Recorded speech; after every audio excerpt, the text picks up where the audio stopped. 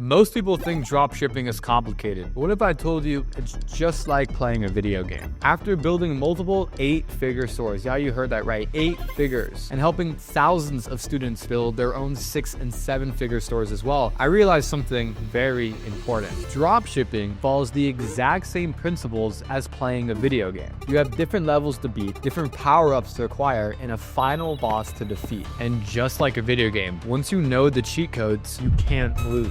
So in this video, I'm going to be teaching you guys how you can beat the dropshipping game and walk away with millions. And by the way, I've already helped people like Patrick make over $85,000 in 3 weeks, or Lauren hit her first 1K day, or guys like Adrian who make millions of dollars. So I know what I'm doing. Without further ado, welcome to the game. Let me show you how to play. Level 1 is tutorial, or what I like to call it, the brand foundation. Choosing your character is the equivalent of choosing the niche and industry you want to pursue in. There's a lot of different characters and niches you guys can select. You have niches like health, wellness, beauty, maybe even more specific like makeup, fitness, weight loss. There's so many different ways you can go about it. Now, what I've always told people is you want to pick niches and industries that support high scale. Now, the question arises, how do you depict what supports high scale? It's going to be the niches in the industries that play off insecurities. This is one of the hidden cheat codes you'll find throughout the videos. When you pick niches that play off insecurity, you find it easier to find high scale because people are willing to buy products that are going to solve their problems. If you tell a fat girl that she won't be fat anymore if she buys your shapewear product, I promise you they will buy it. And this is coming from someone who sold over 6 figures worth of shapewear in the past. No gatekeeping here, guys. Selecting your weapon in this video game is the equivalent of finding your positioning with your store, whatever that be doing normal dropshipping or branded dropshipping or doing any sort of organic dropshipping. Selecting your weapon is huge. Guys, just like winning a video game, if you're playing it with a balloon sword, it's gonna be really hard to beat the final boss. But if you have an RPG, it's a different story. Now, what do I mean by that? I mean that in this video game, you want to select the weapon that's going to help you survive. And that's always going to be going down the branded route. I like to think the balloon sword being the equivalent of organic dropshipping and the RPG being the equivalent of branded dropshipping. The reason why they're so different is because the balloon sword being organic dropshipping doesn't work. It's not going to kill your enemies and it doesn't make money. Whereas with branded dropshipping, it not only is super powerful, but it's also always going to work. If you want to make money with dropshipping, learn online branding and e-commerce and the money will come. That's what I've always said, and I'm gonna say it again. Learning basic moves in this video game is the equivalent of the mindset you have attacking this game of dropshipping. It's as simple as just believing it's possible or surrounding yourself with people that are actually doing the business model. Now, a lot of people overlook the fact that if you're not in belief that this thing can actually work, it's a lot harder to actually make it work. And I know this sounds cliche, but coming from someone who's made millions in this space, this type of advice needs to be heard. Have the mindset that you can actually make this work and you'll find it a lot easier to find success. Surround yourself, if not physically, but with people that have done good success in the space, like joining communities or being part of groups of people who've actually made money with e-com. Hence why we started Brandify. If you guys are more interested in our own e-commerce community, click the link below and schedule a call. But just like any other video game, once you complete the tutorial, that's where the real challenges begin. Level 2, the first boss, or what I like to call product selection. This is a mix of a lot of different things, but what it really is identifying winning products that